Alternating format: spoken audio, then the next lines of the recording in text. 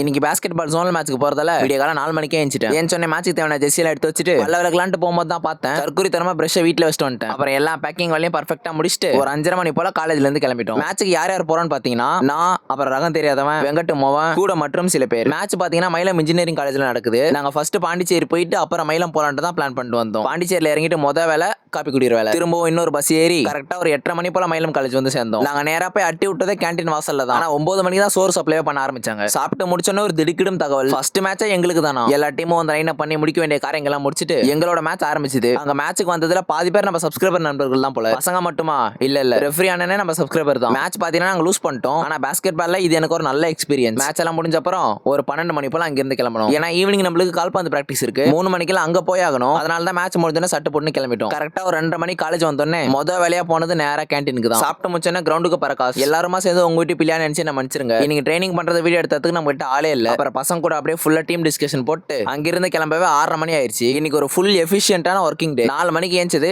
6:30 மணி வரைக்கும் ஓடிட்டே தான் இருக்கேன். ஆல்ரெடி செம்ம டயர்டு. இது பத்தாதுன்னு பஸ் ஸ்டாண்டுக்கு வந்தோடனே செம்ம மழை. அப்படியே ஒரு ஓரமா நின்று நீங்க கண்ணால முடிச்சுக்கிட்டேன். தொடர்புல இருக்கும். அப்புறம் நாளைக்கு பாப்போம். மறக்காம வந்துருங்க.